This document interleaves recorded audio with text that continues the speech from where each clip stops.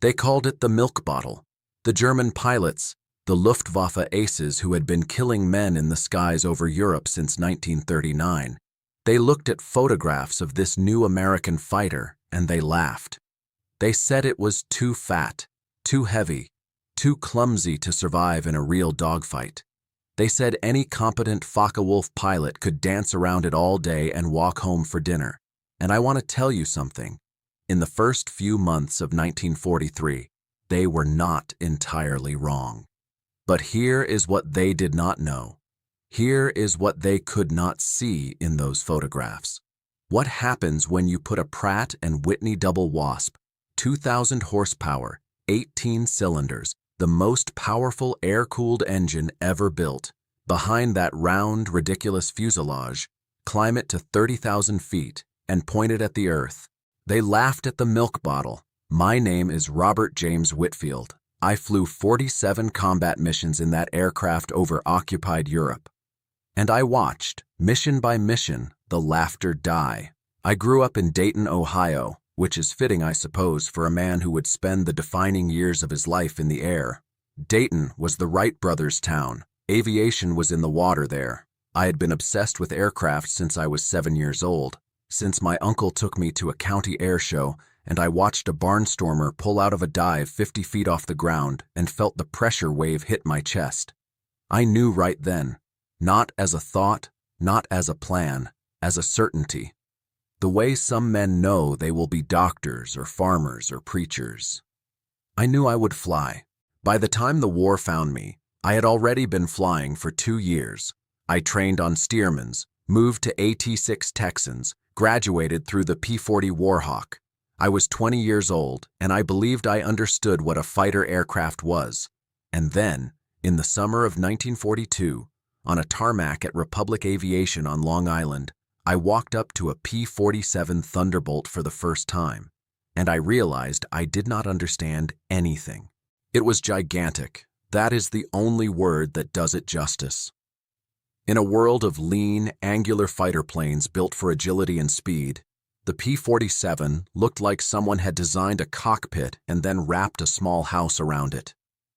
The fuselage was wide and bulbous, swelling out behind the engine in that distinctive rounded shape that would earn it every unflattering nickname the war had to offer: the milk bottle, the thunder jug, the 7-ton milk jug.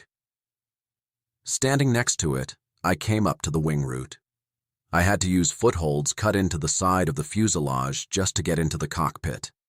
The whole aircraft weighed over 14,000 pounds fully loaded. The Spitfire the British were flying weighed half that.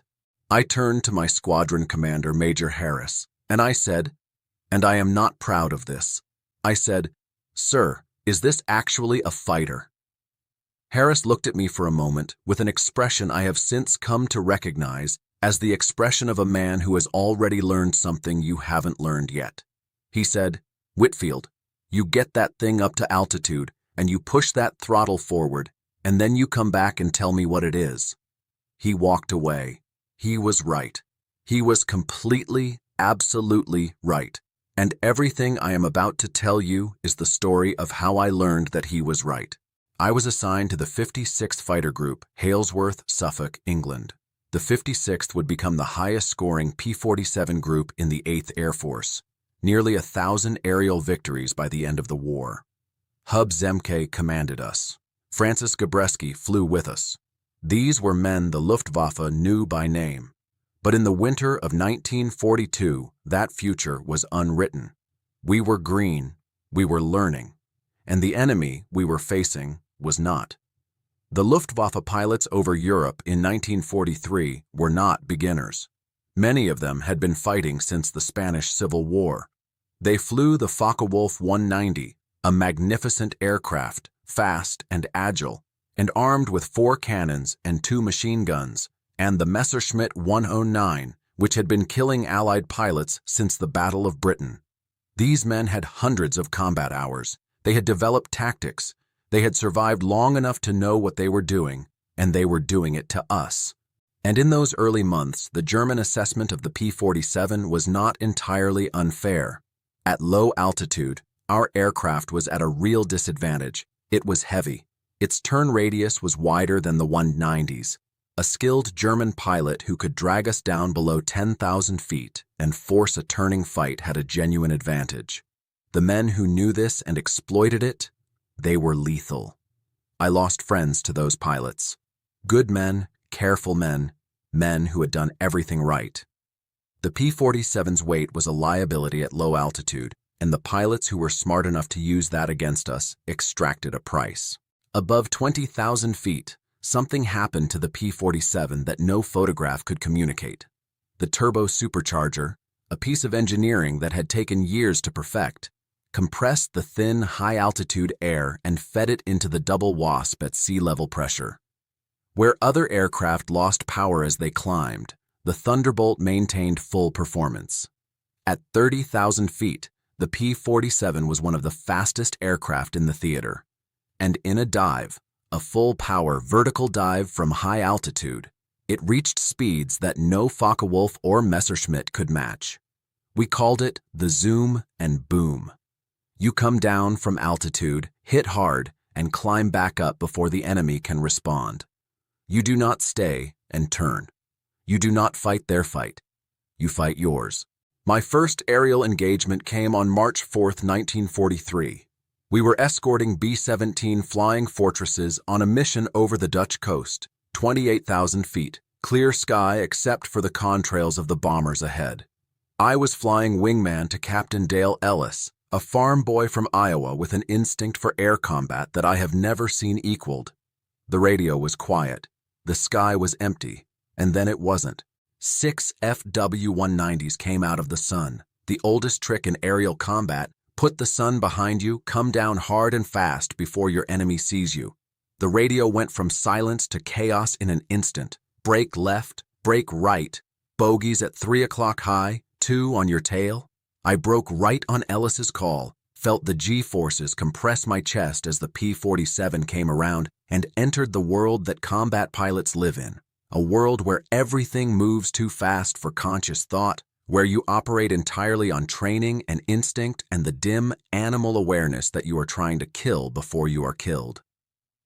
I got my first gun solution at roughly 200 yards. A 190 that had overshot his target and was pulling up into a zoom climb, presenting his underside, moving slightly slower than his maximum speed. I put the pipper on the wing root and squeezed the trigger. 8 50 caliber Browning M2 machine guns, 4 in each wing, 800 rounds per minute each. When all 8 fired simultaneously, the aircraft shuddered, a mechanical vibration that started in the wings and traveled through the entire airframe. And the sound was not a rattle or a staccato. It was a continuous tearing, as if the sky itself was made of fabric and the guns were running a seam down the middle of it. The rate of fire was so high that individual shots were simply not distinguishable. It was one unbroken stream of metal, moving at 2,800 feet per second. I say that plainly because that is what happened. At that range, with all 8 guns, a fighter aircraft does not get damaged. It disintegrates. The wing root failed first. I saw pieces come off in slow motion, the way glass breaks slowly in a dream. Then the fuselage split open. Then the whole aircraft rolled and fell, trailing a black column of smoke that descended 10,000 feet before it dissolved into the gray water below. I did not feel triumph. I want to be clear about this.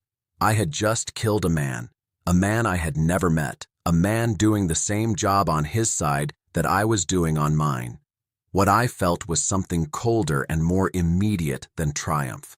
I was alive. He was not. There was still a sky full of aircraft trying to kill me. Reflection was for later. Right now, there was only the next threat, the next call on the radio, the next turn. The engagement lasted 12 minutes. When it was over, we had lost Lieutenant Frank Soriano, 22 years old, from Albuquerque, New Mexico. Frank went in over the coast and nobody saw a parachute. I have said his name every year since March of 1943.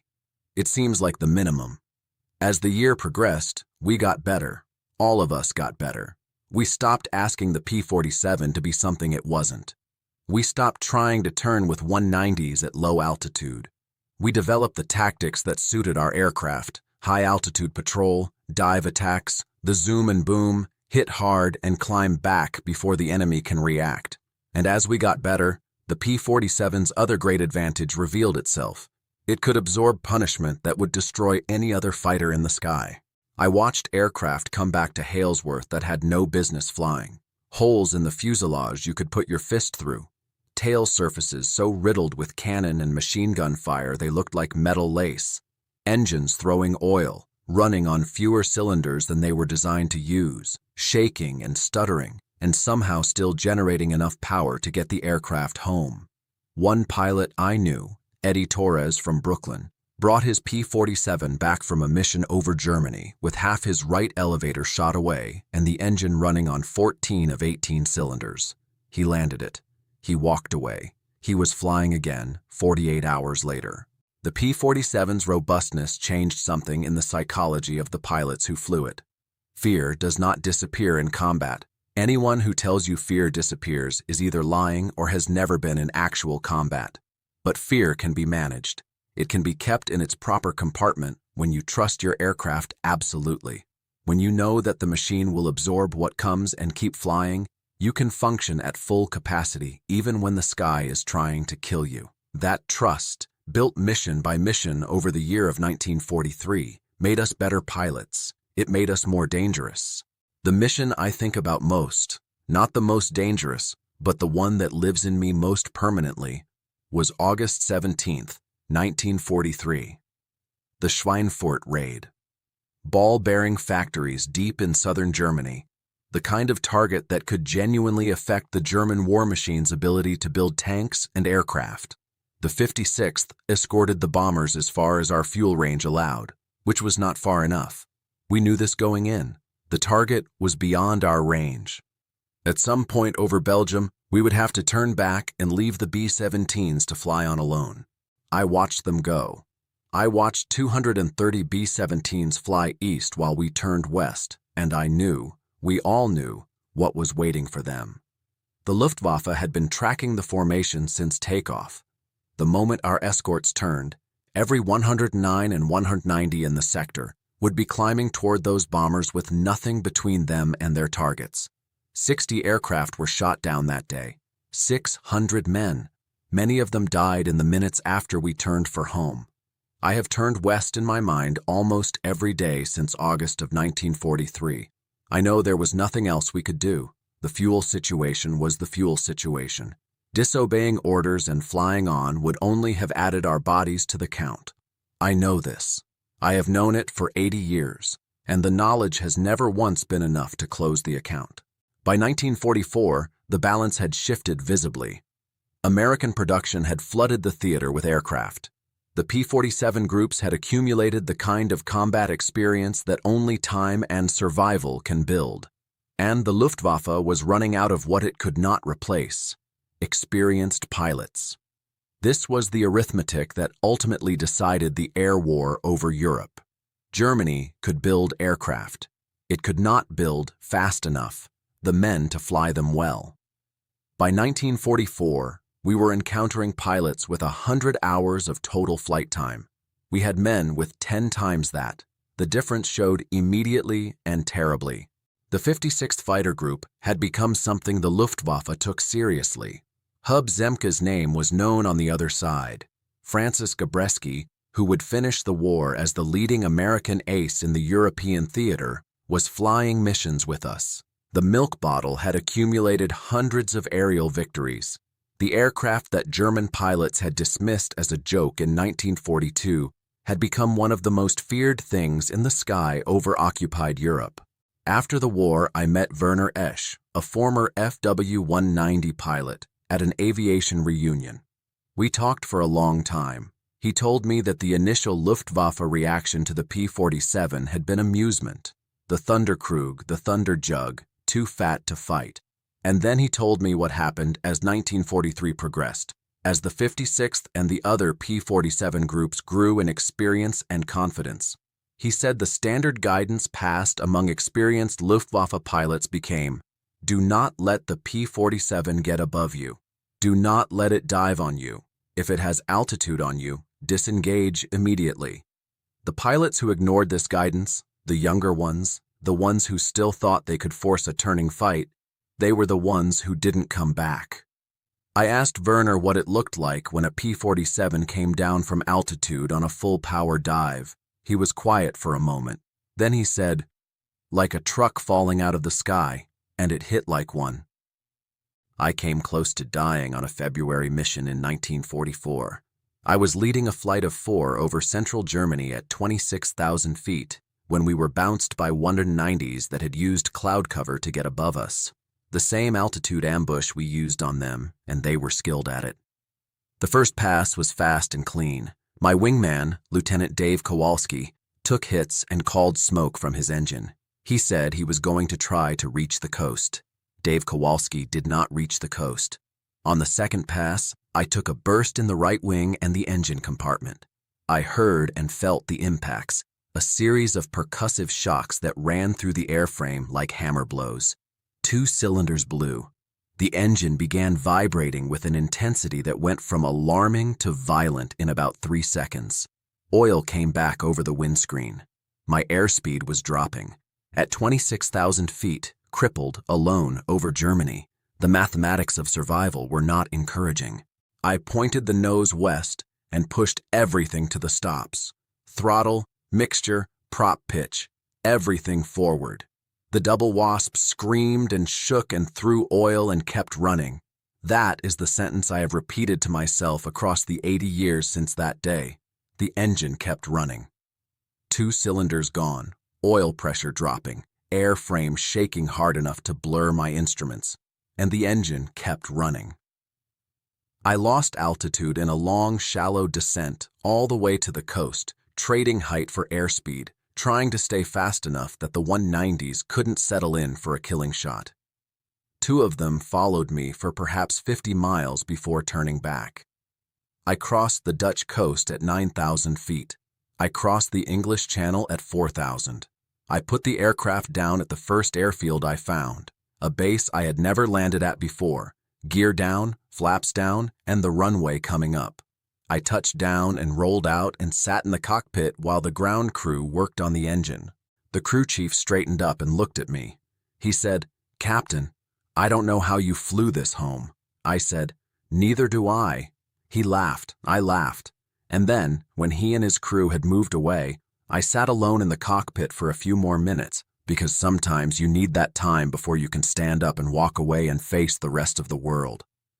I flew my 47th and final mission in June of 1944, the week after D-Day.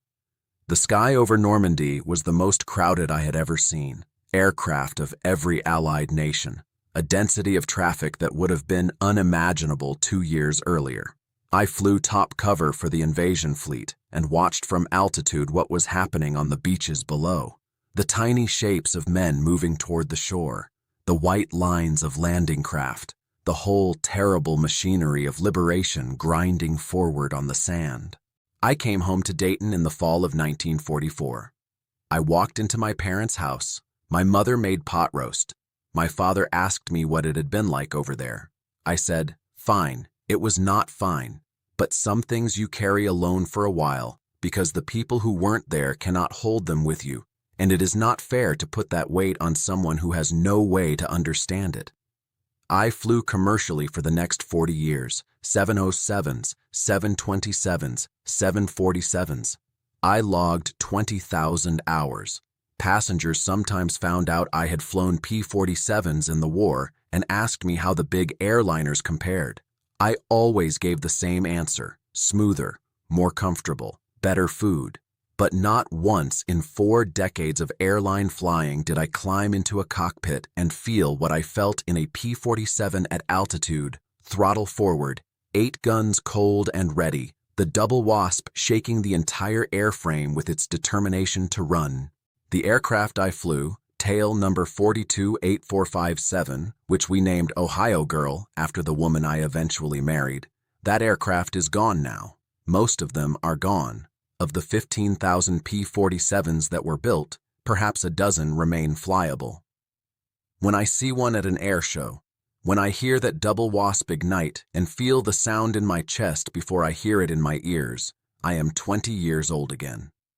I am at Halesworth in the early morning fog. There is a war on.